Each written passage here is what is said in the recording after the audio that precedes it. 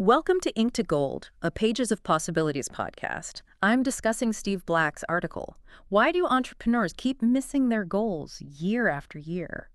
And I think this is a topic that's going to hit home for a lot of people listening today. Oh, absolutely, because if you are an entrepreneur or a solopreneur or a creator listening to this right now, we really need to talk about a massive myth in the business world. Yeah, a really pervasive one. Right. And it's this idea that missing your goals is just, well, a discipline problem. Like, we've all been sold this narrative that if you fail to hit a target, you weren't grinding hard enough. You didn't wake up at 4 a.m. Exactly. You didn't hustle enough. You didn't want it badly enough. But the core premise of this article completely flips that on its head. Missing your goals isn't a discipline problem at all. It is a clarity problem. It's such a huge relief to hear it framed that way, isn't it? Because you. you can spend all day keeping this vague list of aspirations floating around in your head. Right. You can think about your goals while you're driving or, while you're in the shower. But thinking doesn't force you to make hard choices. No, it really doesn't. Writing does. And the entire mission of our conversation today is to pull out the exact journaling practices from Steve's article that transform an aspirational, daydreamy plan into a strictly operational one. Which is so needed. We're moving entirely away from the idea that you just need more motivation. Instead, we're looking at the tactical, written systems that actually drive a business forward. Yeah, the actual mechanics of it. So to start unpacking this, we really need to look at what Steve calls the trap of the 5 goals, or the 20% problem. 20% problem, yeah. He observes that most entrepreneurs don't fail because they are lazy. They fail because they set 5 major goals, they allocate 20% of their attention to each one, and then they sit back in frustration wondering why nothing is actually moving. Right. Why is this such a universal trap for business owners? I mean, it comes down to the sheer mathematical and cognitive reality of running a business. Especially if you are a smaller operation or a freelancer, you only have one finite supply of time. Yes. One supply of capital, and critically, one supply of cognitive focus. That cognitive focus piece is huge. It is, because when you take that single limited reservoir and divide it by 5, you are instantly diluting your impact. You're watering it all down. Exactly. Every time you switch context between those 5 goals, you pay a cognitive tax. So every single day, you are stepping into your business severely under-resourced for the task at hand, simply because you spread yourself too thin across too many objectives. And the article gives some really concrete business-specific examples of what this looks like. Think about that typical January 1st planning session. Oh yeah, we've all been there. You've got the new notebook smell, the fresh coffee, and you write down, okay, I am going to grow revenue by 40%. A totally normal goal. Right. And I am going to hire 2 new people. I'm going to launch a brand new offer. I'm going to completely fix our client onboarding process. And I'm going to build an audience on a new social platform. Just a casual list for the year? Right. And looking at that list, not a single one of those is a bad idea. They are all highly legitimate business needs. But they are all actively competing for the exact same limited supply of your focus. Yes. And that competition creates a highly predictable and, frankly, painful timeline for you as a business owner. Let's actually look at how this plays out over a 12-month cycle. Let's do it. So in January, you have absolute optimism. Yeah. You are energized by the sheer possibility of it all. The whiteboard is full of ideas. Exactly. Then we hit March. And in March, you have made a little bit of partial progress on everything on that list, but you've made meaningful needle-moving progress on absolutely nothing. I feel like a lot of people listening just felt a collective cringe at the mention of March. It's the danger zone. So what happens after that? Like, we move into the summer. Right. So by June, you enter this phase of quiet quitting on your own goals. You've given up on maybe 3 of those initiatives, usually without even formally admitting it to yourself. You sort of stop looking at the list. Yeah. You just avoid that page in the notebook. And you feel incredibly behind and stressed out about the remaining 2 goals. And then the cycle just completes itself. You hit December, you look back at a scattered year of essentially running on a treadmill, And what do? You rewrite the exact same goals for the next year. Exactly. You end up rewriting the exact same goals. You haven't solved the core operational bottleneck. You've just endured another 12-month cycle of it. Which means the takeaway for you listening right now is that the answer cannot be grinding harder. No, absolutely not. You don't need to force yourself to wake up an hour earlier to squeeze out more diluted productivity. You need to abandon the 5-goal framework entirely. Throw it out. And that brings us to the 1-goal method. Steve suggests a specific journaling practice to establish this, and it starts with a single, highly challenging question. This is where the real work starts. Right.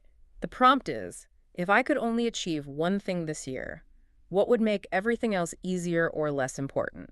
The phrasing of that question is doing a lot of heavy lifting. Oh, for sure. Easier or less important. It forces you to look at your business objectively and identify the true primary bottleneck. And I really want to emphasize why Steve insists this must be written down with pen and paper. Because it's a journaling practice, not a thinking practice. Exactly. Vague ideas can live very comfortably in your head for years.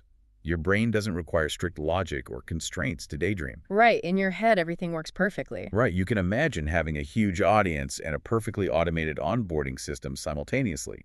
But putting a pen to paper forces specific word choices. Words require precision. They do? You cannot write a truly vague sentence if you are holding yourself accountable to the exact parameters of that prompt. The very first honest answer that comes out of your pen becomes your one goal. Everything else is secondary. But let me play devil's advocate for a second here. Sure.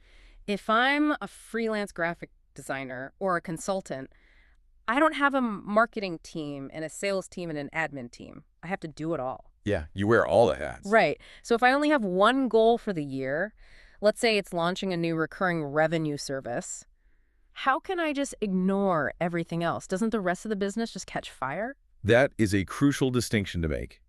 Having one goal does not mean you abandon your daily operations. You still have to answer client emails, you still have to send invoices, you still have to deliver the work you've already promised. Okay, good. The lights stay on. Right, that is the maintenance required to keep the lights on. But your one goal is your singular focus for growth. Ah, I see. It establishes a strict hierarchy for your discretionary time. When you finish your required maintenance tasks for the day, you don't have to guess what you should be working on next. You don't bounce between 5 different growth initiatives.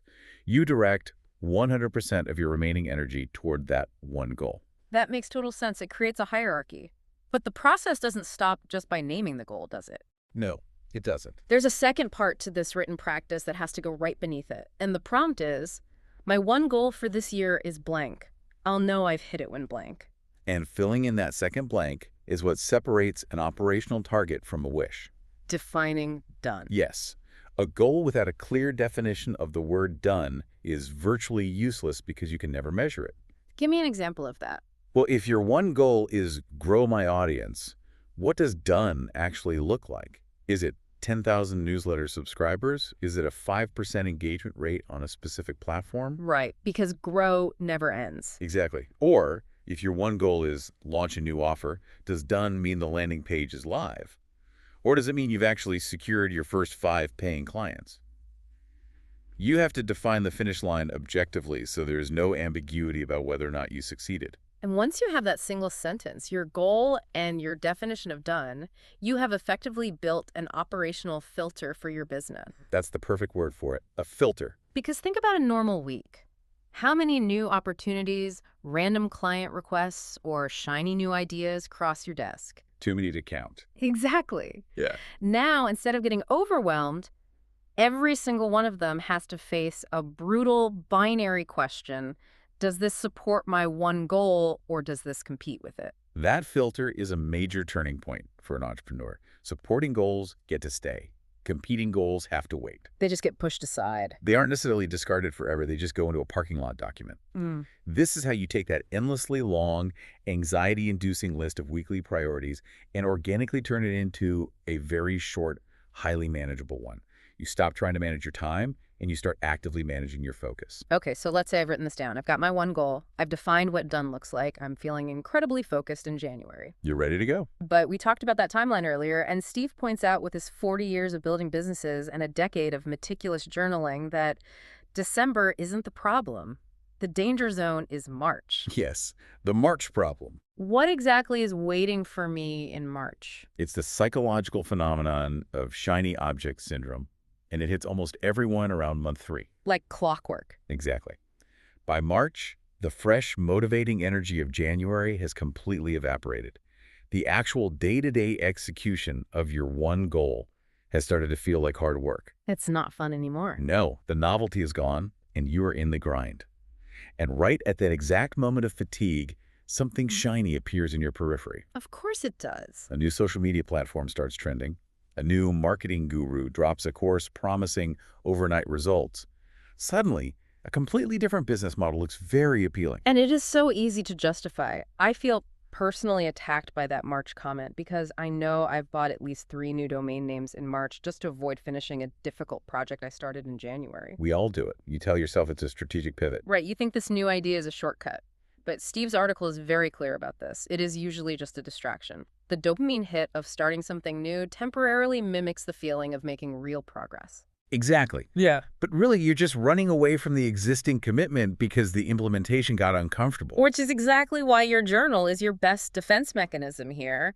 You simply cannot rely on raw willpower to fight off shiny object syndrome in March. You need a reliable system to check your own blind spots. And that brings us to the practice Steve calls the Sunday system.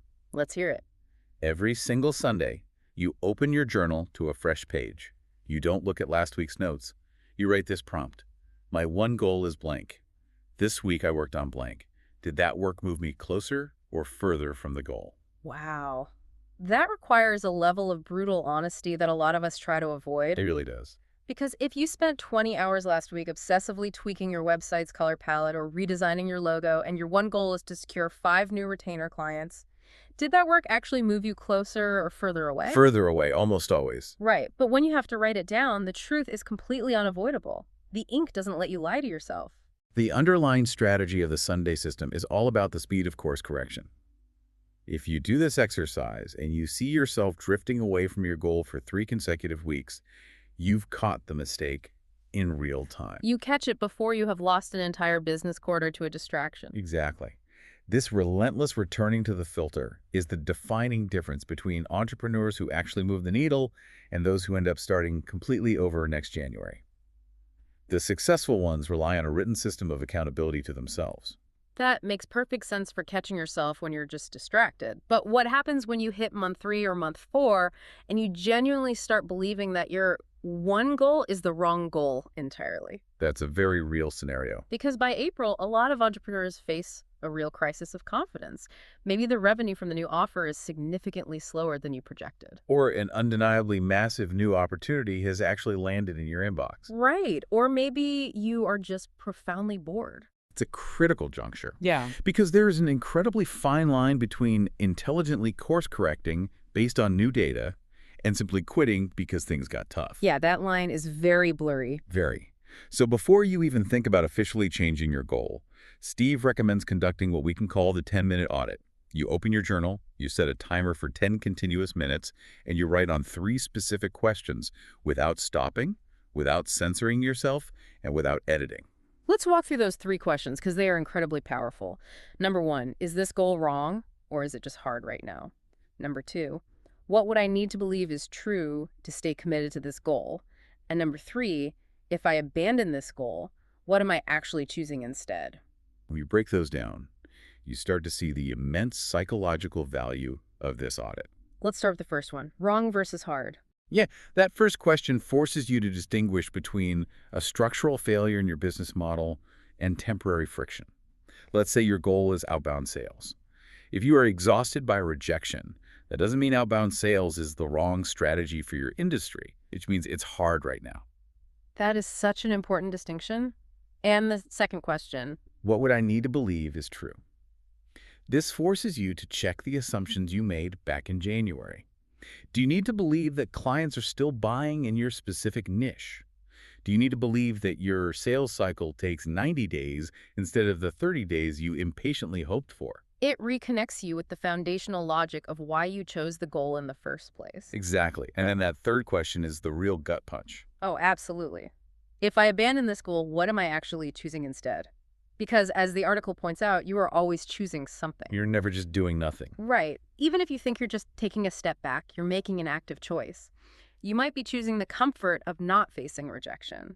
Or choosing the chaotic busyness of starting a new project from scratch, so you don't have to measure the actual tangible results of the current one. The journal surfaces this unvarnished truth so much faster than sitting down for a coffee with a mentor or a business coach. Because with a coach, you might be tempted to perform or spin a narrative to justify your actions.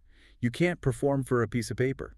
Exactly. And usually through this 10-minute audit, you'll realize the goal itself isn't wrong at all. You just needed to air out your frustrations on the page. The commitment to it just needs to be renewed. However, there are times when the data objectively tells you that a pivot is genuinely necessary. Sure, markets change. Right.